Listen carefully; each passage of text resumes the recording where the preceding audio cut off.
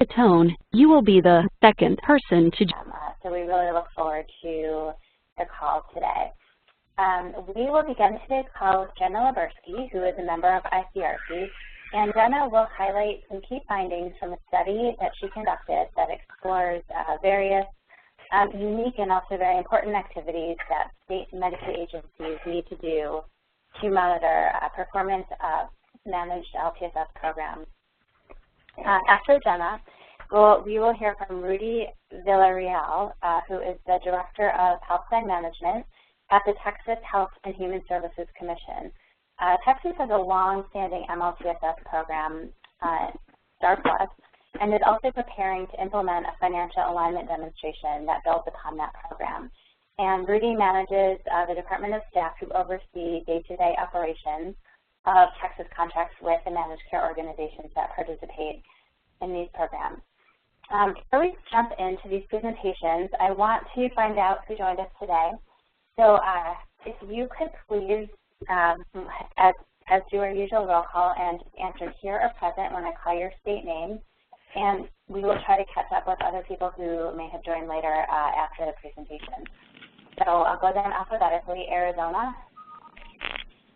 We're here. Great. Arkansas. California. Colorado. Here. Connecticut. Delaware. We're here. Great. Florida. Here. Great. Iowa. Idaho. Illinois. Hello. Thank you. Louisiana. Massachusetts.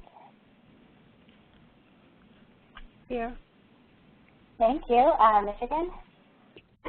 Oh, we're here. Perfect. Minnesota. Here. Thank you. New Jersey. Here. Thanks. New Mexico. New York. Here. Great. North Carolina. Ohio. Here. Thank you. Rhode Island.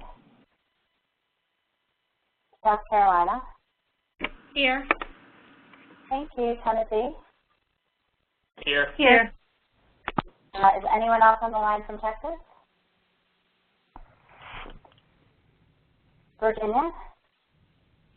Here. Thank you. Vermont. Here. Thank you. Washington. And Wisconsin. Okay, did any of you join during the roll call who did not announce their state? New Jersey did. Thank you.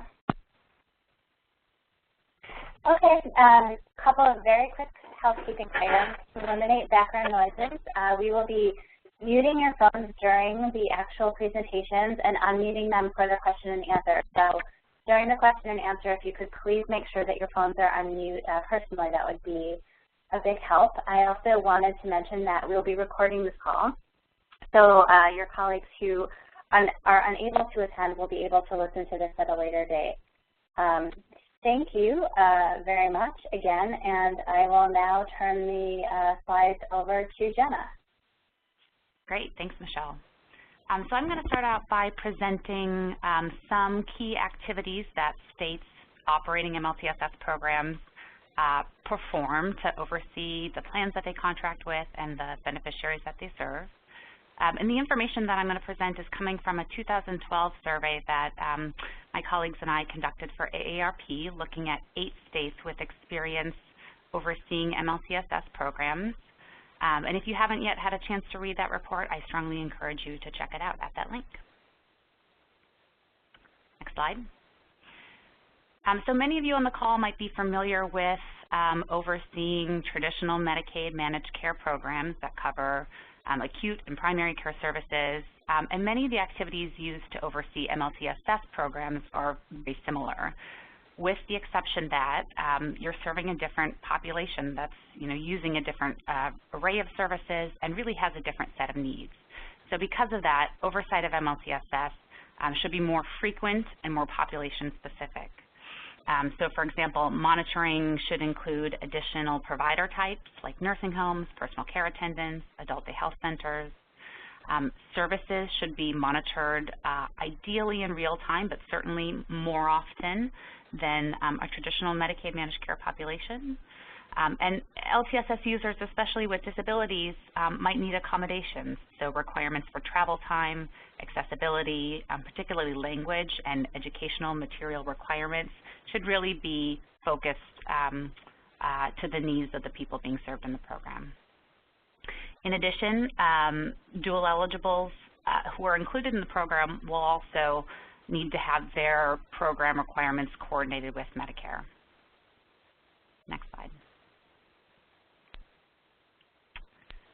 So as part of our 2012 study, we looked at the variety of state practices in overseeing MLTSS, and one thing that we found was that there really is a variety of practices, even among states that are experienced in monitoring of over MLTSS programs. And some of the variation is due to the length of time that states have been operating MLTSS.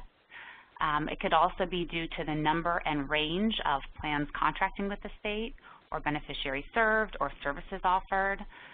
It could be due to state staff knowledge and skills, or the coordination among state staff, or their communications practices, turnover at the state level, all sorts of things. But really there are quite a variety of practices that states use to oversee MLTSS.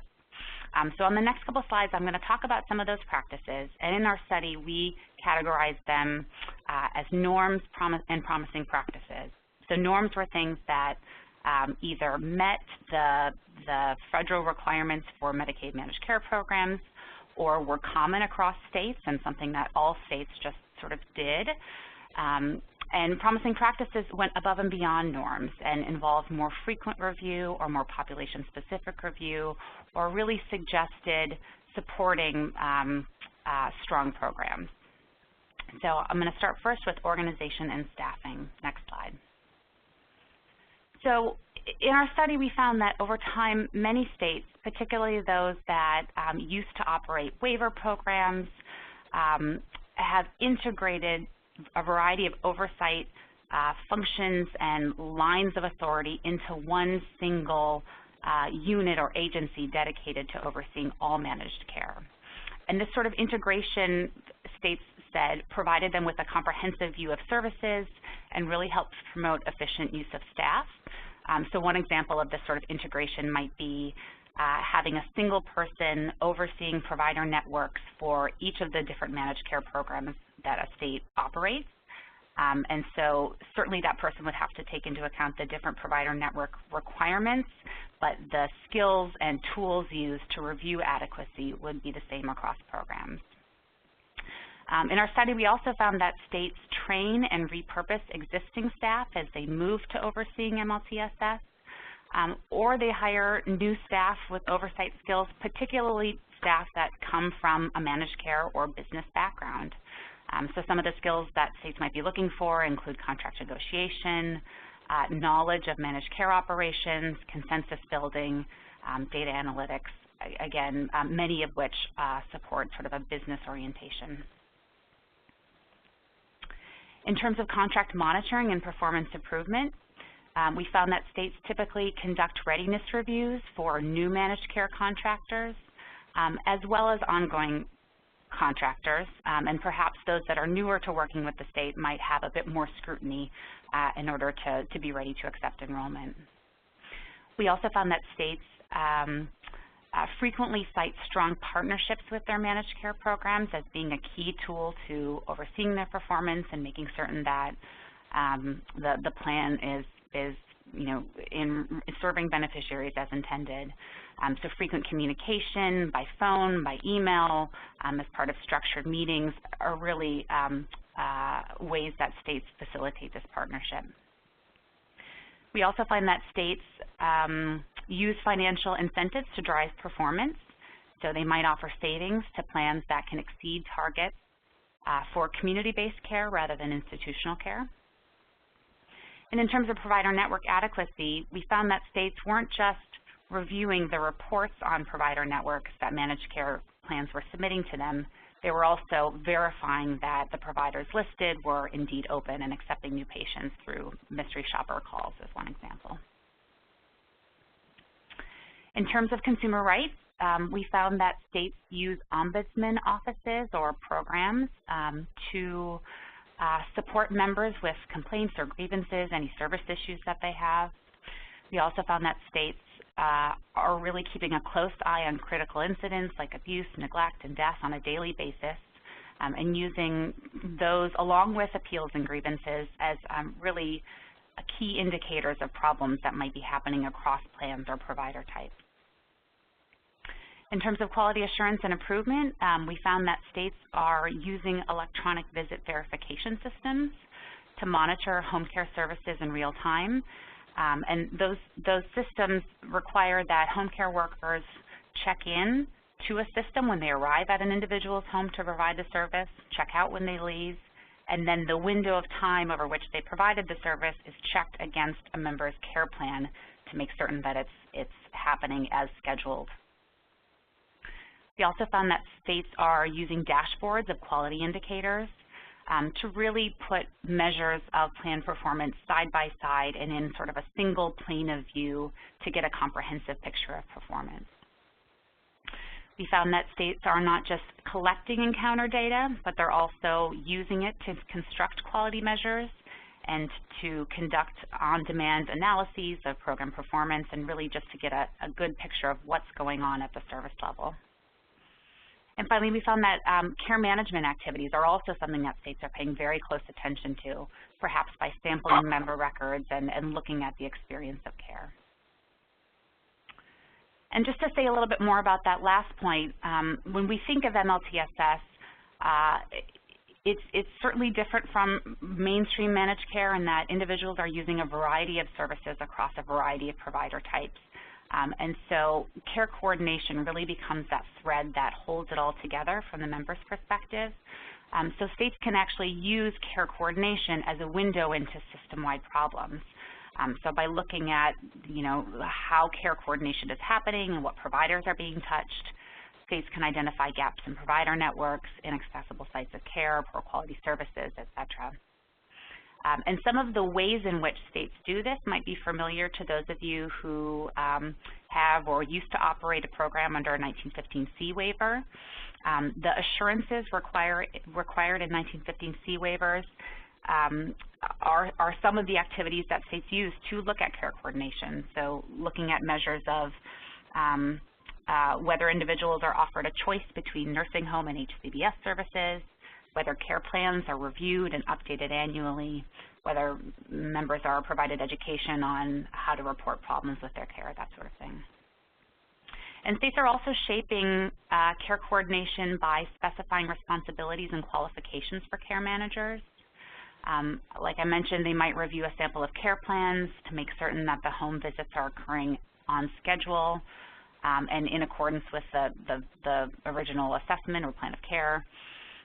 States might also review training materials for care managers to make certain, particularly when policies change, that information is being communicated to care managers, who will then really be the point of contact or probably the most common face for MLTSS users. And finally, states might survey a sample of clients by telephone to really understand the MLTSS program and the experience of care from the beneficiary's perspective. And finally, quality measures are always an important tool for states, and as many of you know, there aren't a whole lot of LTSS quality measures out there and in use, but certainly some states have developed measures that are useful to them. So we've found that states are using process measures to look at MLTSS quality, things like the share of members asked about their care preferences or the number of home safety evaluations that are conducted. Other states are using transition measures, looking at things like follow-up after hospitalization for mental illness and really looking at how people are moving or experience is happening across multiple provider types. And finally, some states are using outcomes measures like employment status or like member satisfaction, again, to really understand the experience of care from the member's perspective. So with that, I think I'll turn it over to Rudy, who will give a little bit more information on how Texas oversees their MLTSS program. Okay, thank you very much. I'd like to share with you some, just a brief overview about how Texas has implemented some of our measures and then in some of the ways that we're trying to expand or enhance our monitoring to make sure that consumers are receiving the services to which they're entitled, and to make sure that our managed care organizations are fully compliant with our expectations. So I want to do just a quick overview of some of the highlights of our expansion. We call our Medicaid managed care for long-term services and supports program, we call that STAR Plus.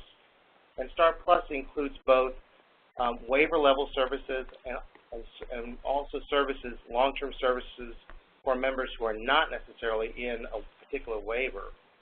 We've expanded STAR Plus statewide, and we've also added some other benefits for our entire population. We're also looking forward to implementing nursing facilities or carving that in on March 1 of 2012.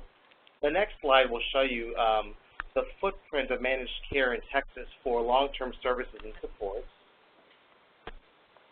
Let me see if I can, oh, there it is. Wow. So you'll notice all of the multicolored service areas of the state other than the canary yellow counties. Those are the markets in which STAR Plus operated, and primarily they were more urban markets, although there were certainly some rural counties attached, which made it easier to implement those long-term service programs. All of those yellow counties represent more rural parts of the state, which of course create challenges in terms of carving in managed care into those counties. But we have successfully expanded as of September 1 of this year, just a few days ago, successfully implemented pushing STAR Plus out to all of those yellow counties. We have 5 managed care organizations that we contract in the state. We award their contracts and we assign a particular code to each of those marketplaces. So we have today 30 different contracts, if you will, or plan codes for the administration of our long-term services supports. And so from a monitoring perspective, that means we have 30 different staff-generated reports, which on the back end really means from a MCO perspective or managed care organization perspective, you know, literally hundreds of deliverables that they're submitting for each of those 30 codes in order for us to successfully monitor the program. We did that intentionally to give us more perspective into smaller samples of the state, other than trying to look at the entire statewide population and just our geography. Makes it problematic really to measure whether consumers have access to services successfully in South Texas versus the panhandle of Texas. So that's one methodology that I just wanted to share that with you. That's our approach, in other words, to try to make sure that we have better monitoring and oversight of what's happening at the local level. Now the next slide gives you kind of just an overview of the kinds of things that HHSC looks at, and there are many of the things, for those of you who are involved in managed care programs outside of long-term services and supports, there are many of the same things that you probably do today in terms of having staff dedicated to look at administrative functions, financial requirements for the managed care plans, utilization review, quality monitoring, and other kinds of technical requirements and data analytics. And the vendor, in our case, the pharmacy benefit is carved in, and we have a vendor drug program that helps us. Now, it's a little different with LTSS. It's the same basic measures, but we're also really focused in on the specific population and services. So, for example, utilization review in Texas is specifically limited to our long-term services and supports program today, although the results are so encouraging that we really would like to ask our legislature for the ability to expand that program across all of our managed care monitoring. So I will try to talk about that a little more as we go into the presentation. The other thing we added recently is that data analytics that you'll see down toward the bottom of the slide. We've added that unit by a requirement from the state legislature, And it really gives us a new opportunity to try to do more sophisticated kinds of analysis with the data that we're collecting from our managed care organizations. Again, trying to help them be successful in delivering long-term services and support, but also making sure that our consumers are being served with the expectations that, or in the way that we expect, I guess.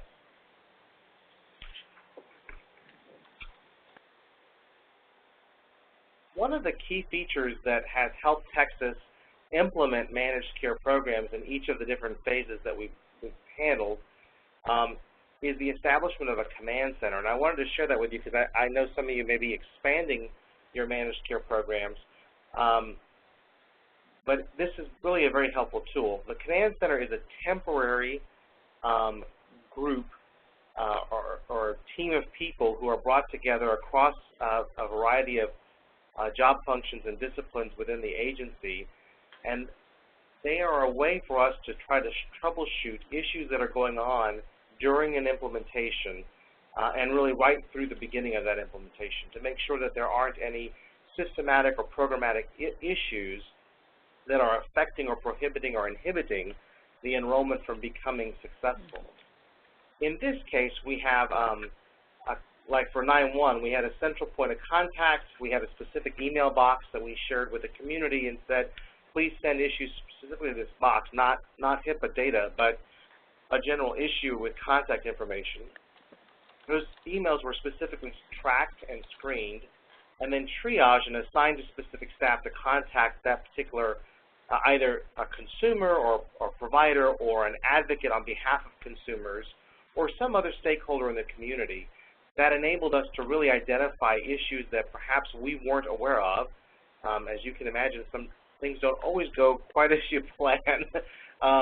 So having a command center and having a way to really help the community give feedback to the state almost real time is an invaluable resource in implementing a program. Next slide. So ongoing, this will look very familiar for you if you have other kinds of managed care programs that you operate other than long-term services and supports. But some of the administrative functions we look at are call center performance. We evaluate and trend complaints. And now complaints are very important to us. They really are, in a way, the canary in the coal mine. They really are very important tools that we have, both in terms of measuring member-level issues and provider-level issues that could be occurring, which might be systematic, either across the agency's program or within a specific managed care organization. So we look at complaint data we take our complaint data very seriously, not only in terms of responding to the complainant, but trying to understand if there is a trend that we can get in front of and then thus apply technical assistance to a managed care organization to help them correct the particular issue, or if it's on our end, pulling together the resources internally to address a particular issue that we see. So that complaints are really a very strong, a very important measure for us about what's going on in the community. We also look at complaints and appeals and claims processes, but again, it's a little different in a long-term services world because one of the things we're looking at on the MCO side are the kinds of appeals, in particular for appeals, the kinds of appeals that the MCO is processing. We want to make sure that the MCO is correctly applying the requirements as laid out in the contract. Now, this is one of the areas where having an enhanced utilization review program would be helpful to make sure that the managed care organization is correctly applying the Medicaid benefit. In Texas today, our utilization review program is specifically limited or focused on upgrades to the waiver. So we look at pulling information about consumers who were upgraded to waiver level status and making sure that the requirements for that upgrade were applied correctly. However, the initial work that the utilization review team has done has also given us incredible insight into the way that members' care plans or their individual service plans have been designed and implemented And we believe that that is a great opportunity as we try to expand that program to really make sure that, one, the managed care is authorizing and approving services that the way we expect them to, but that, two, that the consumer is receiving those services in a timely way. And appeals gives us is a flag or an indicator of whether or not those consumers are receiving the services as we expected. And so we also look at access to a specific type of complaint. We really look at our access to care complaints within the provider network. So if we'll trend those access to care complaints specific to the service that the consumer is looking for and that particular population from which that consumer is, and trend those complaints as well.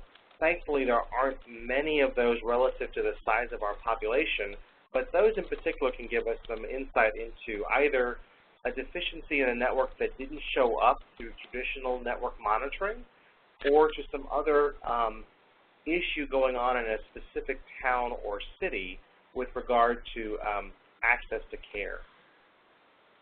And then, of course, we'll do a pretty intense review of policy and procedures for long-term services and supports. In Texas, we maintain 2 resources for the managed care organizations to use. One is for all our managed care organizations. We call that Uniform Managed Care Manual. And it's an online manual that all of our managed care plans can review or access to get specific information about deliverables, claims requirements, complaints requirements, etc. But we also publish a separate STAR Plus handbook. It's an online handbook that the long-term service plans can access that goes into quite a amount of detail with regard to the specific benefits in our long-term service and supports program. So that's an important resource that the plans have access to. As we evaluate their policies and procedures, we're looking for an understanding based on the data we've published, but also based on their expertise as an insurance provider. The other thing we look at, let's go back one slide still. In policies and procedures, the other thing we're looking at too are service coordination. I think you heard a little bit in the last presentation about care coordination. In Texas, we refer to that as service coordination. And so part of what we look at in their policies and procedures are how they've designed their service coordinator program, how many staff they have relative to their population, and the processes that they have in place for managing, for example, consumer questions or inquiries or change in status.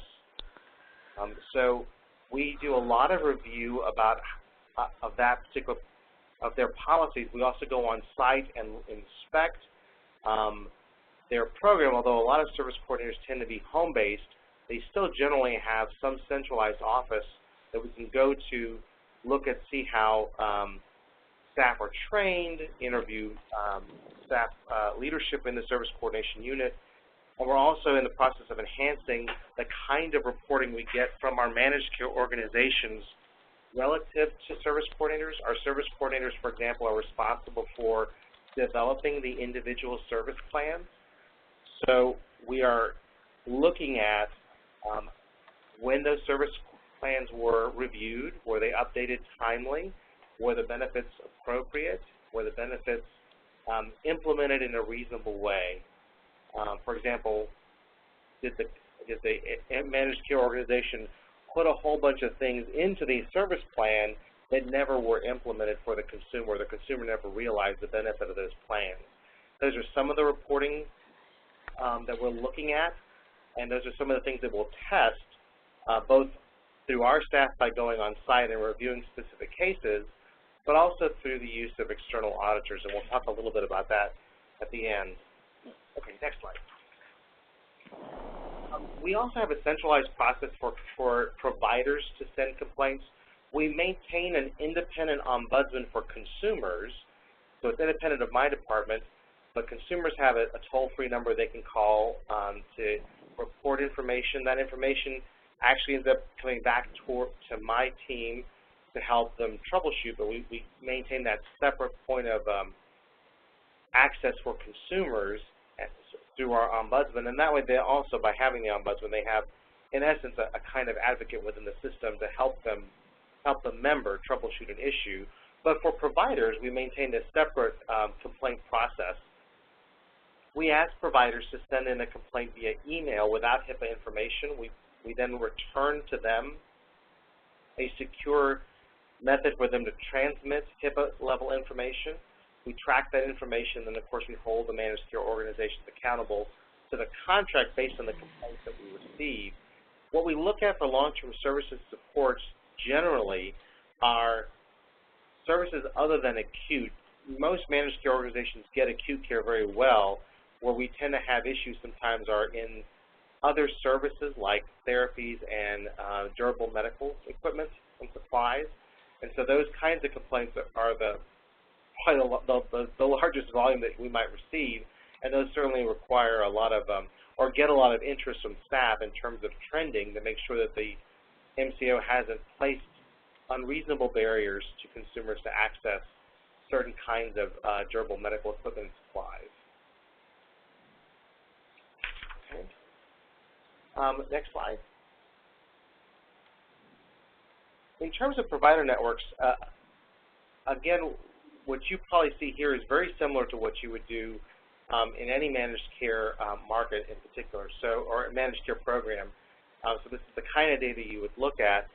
But there are a couple of pieces that we've added or in the process of adding that we think will enhance our ability to monitor provider networks. One, we traditionally have had a mystery shopper program in Texas. It's been administered by staff directly, although with all the recent implementations that we've done, it's been difficult to maintain an adequate sample. So one of the challenges you will run into as you expand your programs is making sure you have resources in place, either contracted or on staff, who can maintain that program.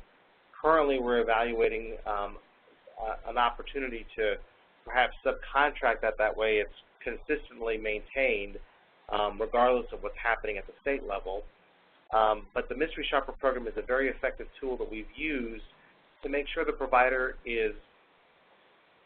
that all the provider information represented in the network is accurate. So the provider still is open, is still receiving patients with that particular plan, and and if there are any restrictions on the provider type, then we will test those restrictions when we do our mystery shopper calls. The other thing we're implementing in Texas is electronic visit verification. We had it in our traditional waiver programs. We are in the process of implementing it in our managed care programs, and we expect it to fully go live on January the 1st. But as you heard before, it really gives a powerful view of near real-time activity in terms of, particularly for attendant services in the home. So it's a good way not only for the state, but even for the managed care organization to make sure that their providers are taking care of their consumers as they've agreed to. So that will be a very powerful tool for Texas. Next slide. We do provide a lot of technical assistance to our managed care organizations, which I think at least our experience is, you really will do a lot more of in long-term services supports than you will in a traditional managed care program. The long-term service program is a little more complicated than regular managed acute care services. So we do have different, both structured and unstructured methods for providing technical assistance. So one of the ways that we've done in terms of a standardized way of communicating with our managed care plans is we have a biweekly call. We call it a Policy Operations Procedure and Systems call, or a POPS call. So it's a standing conference call with our managed care organizations. The managed care organizations can certainly ask for agenda items, but typically they come from the agency. So we'll publish an agenda beforehand and go through issues that staff have identified. And the staff who are identifying issues are not limited just to my staff in particular. They may come from our program management staff who are overseeing or responsible for the program as a whole, more like at a policy level, to make sure that the plans are meeting the goals of the STAR Plus program. They may also come from our program support unit. There's a specific group of people who help manage the enrollment of our consumers in our waiver program. And as they interact with the managed care organizations, either from enrollment perspective or money follows the person as we transition consumers out of a nursing home, they might trend a particular issue, and they'll bring that to the POPS call just to make sure that everyone's on the same page, and that we have a venue to talk through issues that we're seeing either with one MCO or a couple of MCOs, or we want them all to be air the issue out completely with everybody and make sure everyone has, like I said, on the same page, and make sure we vet any questions that the plans may have about a particular service or the way to implement a particular service or manage a particular program. Then, of course, there's a regular ongoing communication with the managed care plan. So each of our managed care plans has a team of staff assigned to them, and those staff interact with the plans on a daily basis, both through email and phone calls, and occasionally face-to-face and on-site visits. So those are really great opportunities for us to re-emphasize the goals of the program and talk through any concerns or questions that the managed care organization may have about the STAR Plus program. Next slide. Really the last tool that we use in Texas today to help monitor plans is the use of external auditors. We have external auditors who perform compliance audits as well as risk assessments and performance audits. So those are great opportunities for staff to give some direction to the external auditors about things we'd like to see but haven't been able to do for whatever reason.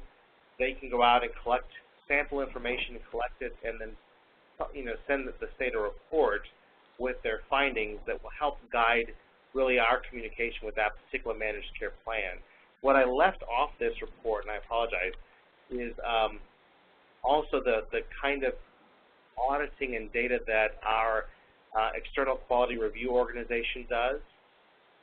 So we do have a contract with an EQRO, and the EQRO also does quality level monitoring.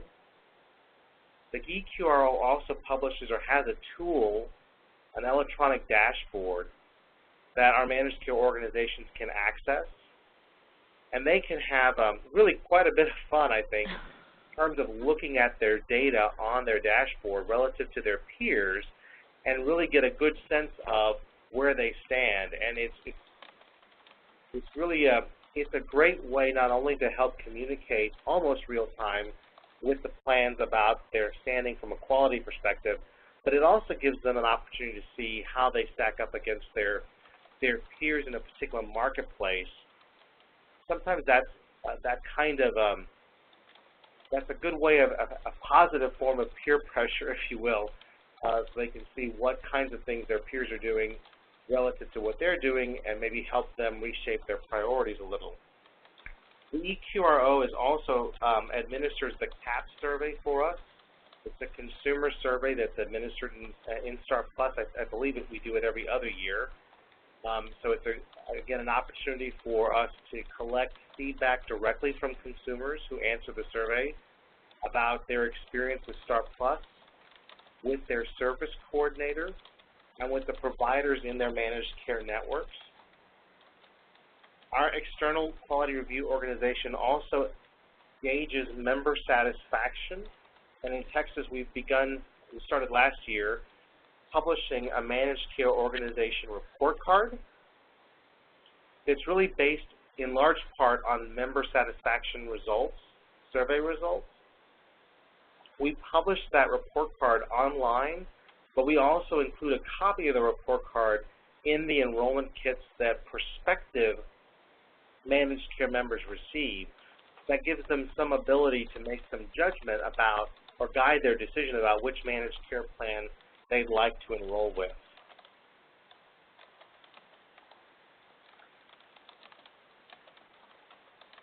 So that really was kind of like the 10,000-foot view of managed care monitoring in Texas. So Rudy, I guess this is, oh, sorry. No, I was this is just Michelle. We can take questions, I guess, right? Oh, yes, I'm sorry. I didn't mean to cut you off. I was just going to open up the floor to questions, and you can ask a question of Rudy and Jenna, or throw out a question or comment from your own state if you'd like as well. So please don't be shy. I actually thought we could, oh, please, is there a question? Who is this from? Yeah, this is Mark from New York State. I had a question for Texas on the number of FTEs that monitor the program compared to enrollees. We're trying to model some stuff for our division of budget, and I wondered if you had a number of state FTEs or contractor resources per enrollee. That's a good question. So in terms of our state employees that are state FTEs dedicated to the program, in my department, which is health plan management, and we are one of the teams assigned to manage, I guess we're the primary point of contact with our managed care contracts. We have a team of 54 staff. Our entire enrollee population, beyond long-term service and support, so everything combined, is right at 3 million consumers. Okay. So that might give you some idea. We have about 11 finance staff. In addition to that, 4 UR nurses who do the utilization review for long-term service and supports. There are 3 staff who manage our quality piece and oversee our EQRO contract. And we have at least one, well, there's probably 2 program specialists who do more policy level work relative to our long-term service program. And I know I forgot some of our staff, so I hope they don't yell at me. But that gives you some idea. That's helpful.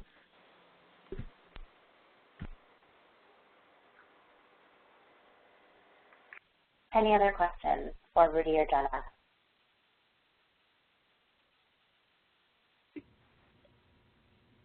Michelle, this is Jim Verdier. I had one question for Rudy, if you can fit that in. Sure, please, Jim. Rudy, all of your Star Plus plans, as far as I could tell from your map of Texas, are plans that have probably a significant amount of Medicare experience, mostly from being dual eligible special needs plans in Texas and elsewhere. Can you say a little bit about what you look for in your reviews to determine how well those plans are doing in integrating Medicare primary and acute care services for dual eligibles with the Medicaid MLTSS services, and sort of what should states that are dealing with health plans that are perhaps less experienced in Medicare be looking for in terms of sort of good or promising practices, or sort of warning signs that the plan is not necessarily coordinating those Medicare and Medicaid services as well as you'd like to see? Yeah, that's a very good question, and it certainly is an evolving question in our particular line of business. But for us, one of the key sources or indicators of a managed care organization's ability to correctly manage the Medicare benefit alongside the Medicaid benefit is in our service coordination, is in the managed care organization's service coordination program, or you might call it care coordination. So we spend a lot of time, and I really can't understate that a lot of time focused on care coordination. In fact, that probably drives one of the largest components of the technical assistance that's provided to the managed care plans is in their care coordination. So we want to see what kind of training those service coordinators have relative to managing that Medicare benefit and the Medicaid benefit, especially if the consumer is enrolled in a different in Medicare managed care and has a different Medicaid plan. so we really spend a lot of time looking at staff level training, the kinds of support the consumer receives. So that's really where we spend a lot of our attention in that benefit. I don't know if that answers your question, but that's where... Yeah, no, that's very helpful. Thank you. Yeah.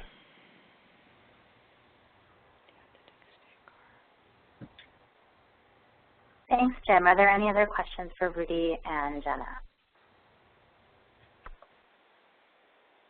This is Kiana from Arizona, and I have a question for Jenna.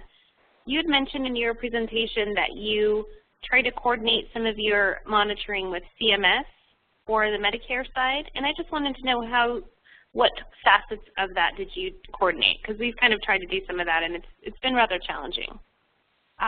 So I will admit that our study was limited to Medicaid-only MLTSS programs. So states that we spoke with that did have more integrated models, mentioned coordinating with Medicare requirements as being very important to them, but we didn't have a whole lot of information on how exactly they do that.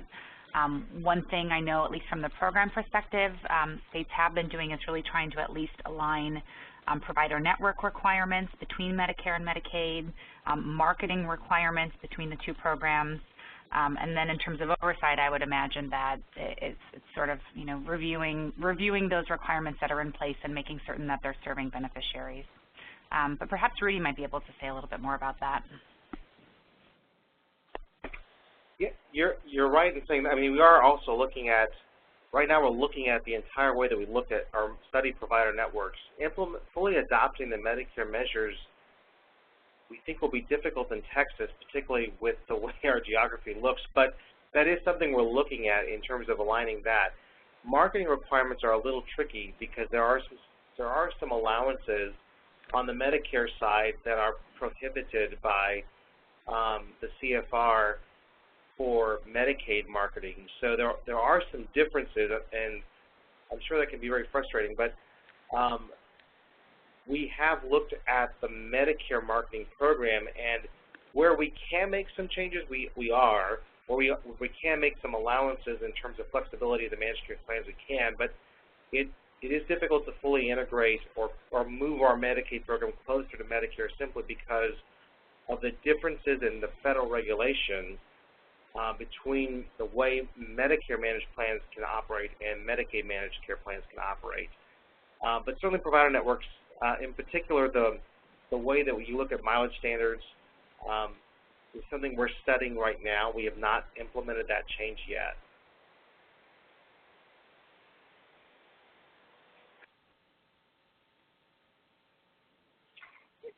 Thanks, Kiana and Rudy. Are there any other questions for our speakers?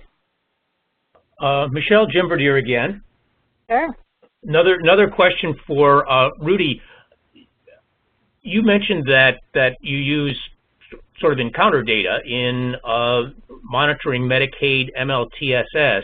To what extent have you been getting sort of Medicare Advantage encounter data on the primary and acute care services, either directly from your health plans or from CMS to use in your sort of monitoring and evaluating activities? We haven't received Medicare encounter level data as of yet. That is something we're about ready to implement in March, our dual demonstration project. And so we're in the process of negotiating those kind of details with CMS in terms of what kind of access we have.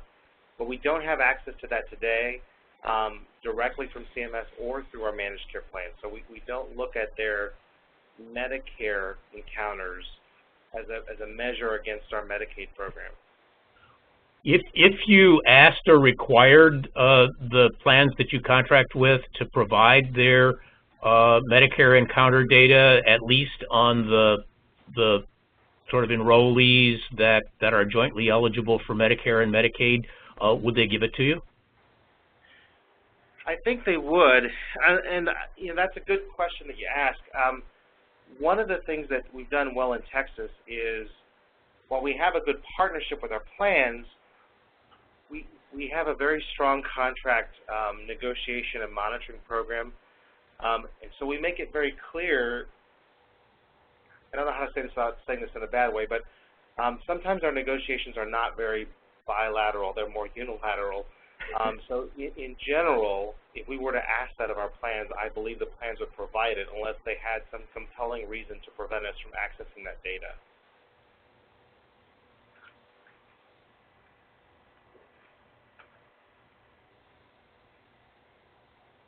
Thank you.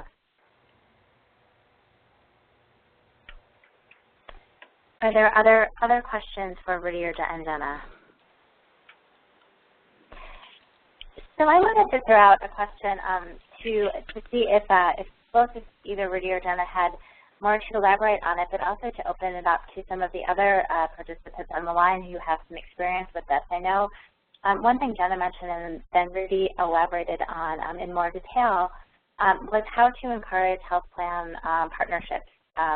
Understanding, of course, you know, as Rudy, you just described your sometimes bilateral, sometimes unilateral discussions about requirements, but understanding that the state is ultimately in charge and responsible for oversight, that a partnership and sharing data, providing TA to plans to help them better manage the population, or, you know, allowing them to access to eQRO dashboards to review important information. I didn't know if there was anything else that you would say, either from the speakers, that is of key importance to states that are just starting to launch these partnerships, and if any participants had other comments to add with their own experiences that they thought would be worth sharing with the group.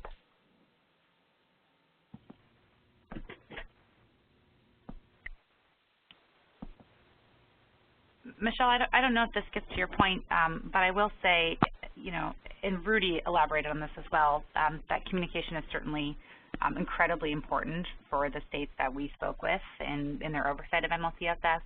And the more successful states, or the stakeholders in states that felt more included in conversations, really pointed to values of transparency at the state level, responsiveness to requests for communication, or sort of an open mind when stakeholders or managed care plans presented the states with ideas to respond to.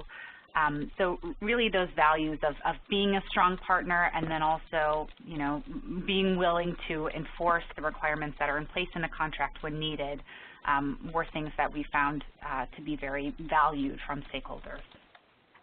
Yeah, this is Rudy. One of the things I left out of the presentation, because it's not really a monitoring tool, but it is a powerful tool in the community, is we do also run a quarterly STAR Plus stakeholder meeting. So it's a meeting for stakeholders across the state to get together, and the state gives us, as a state, the ability to present information about how the program is operating. So we provide all kinds of data to the stakeholders, from complaint data to utilization trends. I mean, mainly, when I say utilization trends, mainly quality data. And then it gives them an opportunity to give feedback from their different constituencies about how the program's working. The managed care plans are invited to those as well, and oftentimes they can answer questions on the spot or take questions back to work on, or assignments from those meetings. So it does give us a little more transparency to the general advocacy community, which I think is very important in managing this program.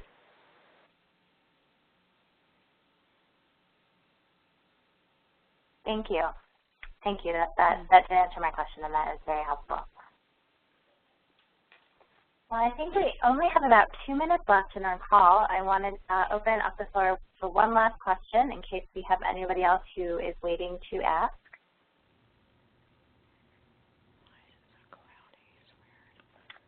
Okay. Well, then, in that case, I will end the call and give everybody 2 minutes back in their day. Thank you so much for participating on the call, and I want to thank Rudy and Jenna for your great presentations. We will be posting the slides and recording on the ICRC website in the next few weeks, and please be in touch if you have any additional questions. Thank you very much, and have a great rest of the day.